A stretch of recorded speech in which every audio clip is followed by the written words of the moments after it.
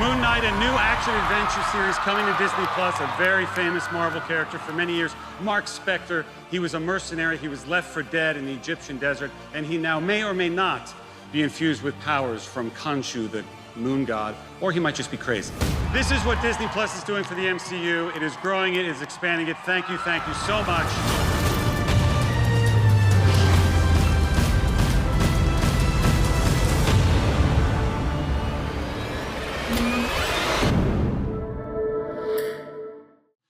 Welcome back, everyone. This is going to be my brand new Marvel Moon Knight video. Oscar Isaac and Marvel just dropped a first look, so we'll break it all down. If you're brand new to the channel, I'll be doing videos for all the episodes when it does premiere, so be sure to subscribe to get those. My Loki episode videos are going to start posting really soon too, in the next week or so. We're doing a Disney Plus giveaway for memberships. All you have to do to enter is be a subscriber and just post all your theories about which Marvel movies Moon Knight will cross over into in the future. The whole idea is that all these Marvel Disney Plus series will cross over with the movies they set up movies, so I'll talk about which movies I think that this series will help set up during the video. But you've probably been seeing Oscar Isaac posting all kinds of behind-the-scenes videos as they get ready to start filming. He's been posting his fight scenes, his training with Ethan Hawke. Ethan Hawke, if you didn't know, is playing the main villain of Moon Knight. I have some theories about who that's going to be, so I'll cover that in a second. But in the past couple of days, the official announcement they posted was to confirm that yes, of course Oscar Isaac is playing Moon Knight in the MCU, as if we didn't already know that.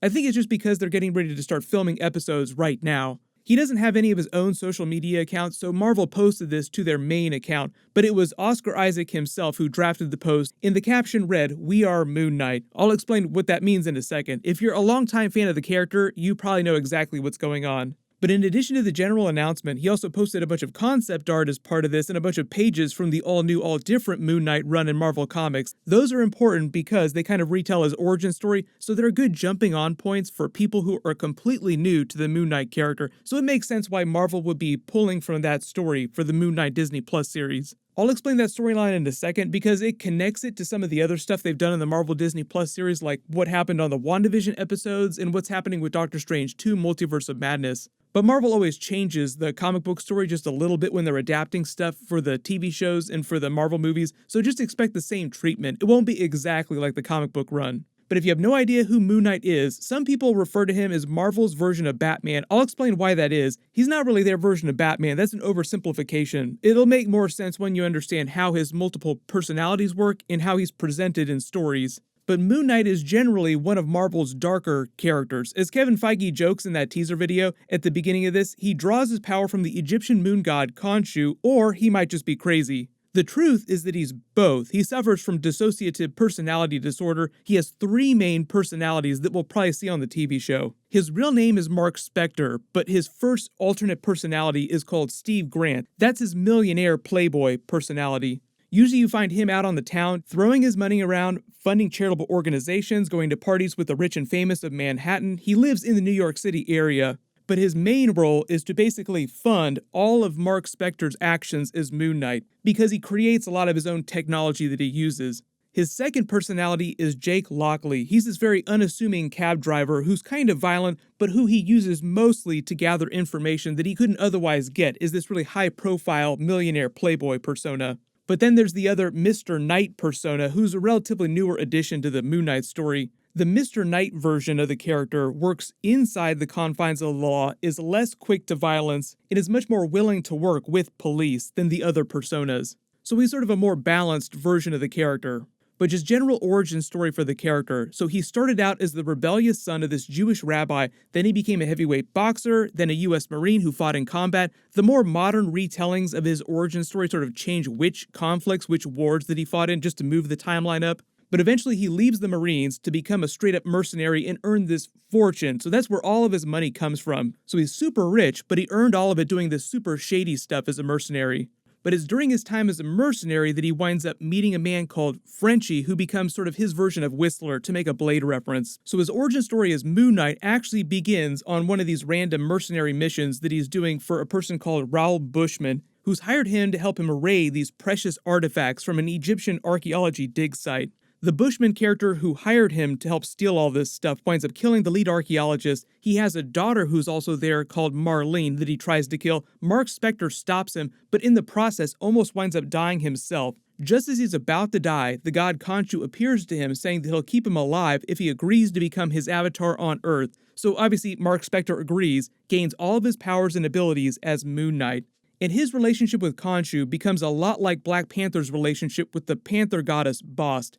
A lot of people think that Black Panther's power comes from the heart-shaped herb because of the way the Black Panther movie portrayed it. But Black Panther, all of the Black Panthers, actually get their superpowers from the Panther goddess. Maybe they'll get into that during Black Panther 2, sort of clarify that, because they burned all the heart-shaped herb during the first Black Panther movie, so how are you going to create another Black Panther? Well, you just clarify that they actually get their powers from the Panther goddess.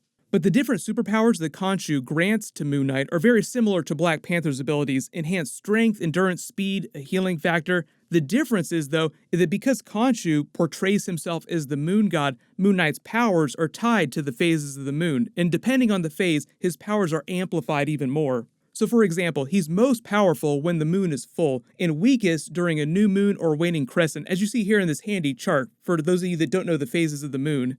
Also, because of his multiple personalities disorder, his mind is more resistant to psychic attacks, and he can use those alternate personalities to increase his pain tolerance during fights, just metaphorically jumping from one personality to another. And while all this is going on, Khonshu will appear to him in visions, give him visions of other things that come off like hallucinations, playing into the way that he seems mentally unstable sometimes, and he himself questions whether or not what he's experiencing is actually real.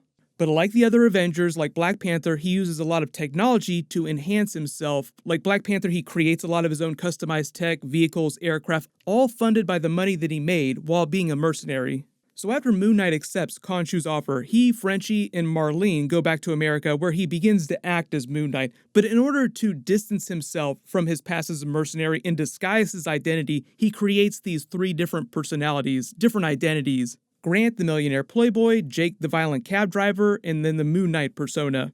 Marlene eventually falls in love with him, becomes one of his confidants who knows his secret identity and helps him in addition to Frenchie. The way they explain his craziness, his mental deterioration, is that he actually develops the multiple personality disorder directly as a result of trying to juggle all these different fake personas. So when he first becomes Moon Knight, he's just pretending to be all these other personas, but eventually it becomes so complicated trying to juggle all these different lives that he's leading, and he develops multiple personality disorder. The way Iron Man got around that back during the first Iron Man movie is just to say, you know what, this is way too complicated. Everybody, I'm Iron Man. Tony Stark is Iron Man. They're going to also play with that trope of the secret identity in Spider-Man 3 No Way Home, just because Mysterio doxed Spider-Man at the end of Spider-Man Far From Home. So everybody knows that Peter Parker is Spider-Man, but they have a funny way of playing with that idea and whether or not people believe it or whether people think that it's fake. But that's a whole other storyline during Spider-Man 3, so I'll talk about that when we get that first big trailer. But as the reader of Moon Knight stories, or when we're watching the episodes of the Moon Knight series, we're meant to question whether or not he's pretending to be one of these personas, or if he's legitimately crazy and can't control each of the personas. Like sometimes Mark Spector will be watching news broadcasts with footage of Moon Knight fighting criminals from the night before, and he himself will question whether or not this is all happening in his head. Like, did I just imagine that I was Moon Knight and that I have this relationship with Khonshu?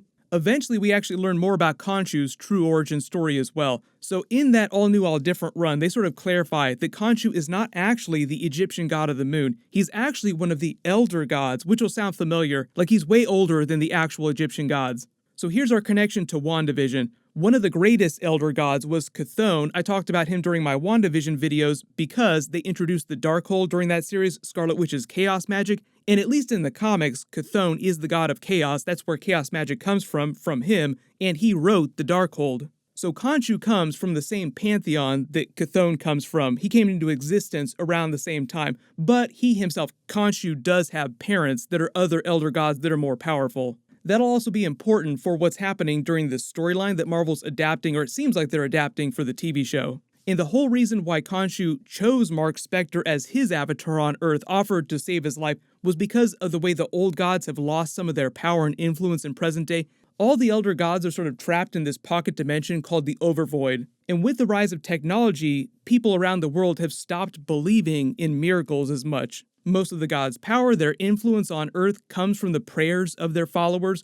So as technology plays a bigger role in people's lives, they just stop believing in all these crazy things that the gods do for them. And Khonshu explains that Mark Spector is actually very weak-spirited, his mind was already nearly fractured, so it was very easy for him to manipulate Mark Spector into becoming his avatar on Earth. And even though Khonshu is kind of nasty sometimes, he's very selfish, just like most gods. We'll see what Gore the God Butcher has to say about that during Thor: Love and Thunder. But Khonshu is actually trying to prevent some of the other Elder Gods from his pantheon from escaping that pocket dimension, the Overvoid where they're trapped, and taking over the main MCU dimension. And these other Elder Gods like Seth, his father Amun-Ra, are doing the exact same thing that Khonshu did with Mark Spector. They're manipulating other characters in this storyline, promising them power and wealth if they'll become their avatars on Earth. Moon Knight starts to see visions of Manhattan covered in sand with giant pyramids. It looks like it's becoming ancient Egypt, and it's just meant to be a vision of what might come to pass if these other Elder Gods are successful in taking control of the main MCU dimension.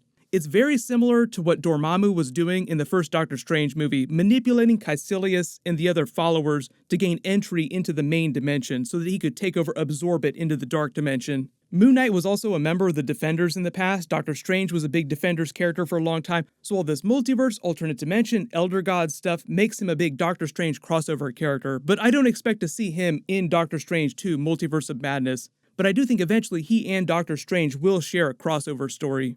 Also, because he's something of a supernatural-based character in the MCU, he's a prime crossover candidate for projects like the new Marvel Blade movie and any other darker MCU supernatural series or movies that they wind up doing. As for Ethan Hawke's villain character, right now, just based on the fact that they seem like they're adapting the all-new, all-different Moon Knight story based on all the stuff that Oscar Isaac is posting here to the Marvel account, the best theory is that he's actually playing the main villain of that arc, who's called Sun King. He's like a version of Moon Knight, but he gets his power from Khonshu's father, Amun-Ra, the god who the Egyptians worshipped as the sun god, but who's really just another more powerful elder god in their pantheon. So his character is just another regular human like Mark Spector, who's also kind of crazy to begin with, who also became Amun-Ra's avatar on Earth and gained special powers just like Moon Knight did when he became Khonshu's avatar. So Marvel Phase 4 rolling very hard in the multiverse trope, like we have the Loki series that's coming up, very multiverse-based series, makes sense that Moon Knight is also kind of a multiverse type of character because of his relationship with Khonshu and the way Khonshu exists within the MCU. Right now, they haven't said whether or not they have a plan for Moon Knight Season 2. They've only confirmed that Loki and the What If series are going to get Season 2s, but they did say a long time ago that some of the Marvel Disney Plus series will get multiple seasons. They're just waiting to announce which ones will until each of them premiere in the next few years. But everyone post all your reactions to Oscar Isaac as Moon Knight in the MCU. I feel like he's going to crush this. It's going to be really cool. And let me know which other Marvel movies you want to see him cross over with in the future. Right now, the series is supposed to premiere sometime next spring, maybe early summer, like around this time next year, I think. There's a lot of evidence that we're going to get that Spider-Man 3 No Way Home trailer sometime in the next week or so of course I'll do a video for that when it posts, but leave all your video requests in the comments below, and I'll name a giveaway winner when I post my next Marvel video. No surprise, there are a lot of Spider-Man 3 rumors flying around about Sinister Six stuff, so I'll also do a video about that in the next couple of days too, because there are a lot of rumors about big characters coming back from the Tobey Maguire movies. I just did a big video about Kit Harington's Black Knight character in the Eternals trailer and his future in the Avengers movies. You can click here to watch that, and click here for my brand new Loki Episode 1 trailer video. Thank you so much for watching, everyone stay safe, and I'll see you guys tonight.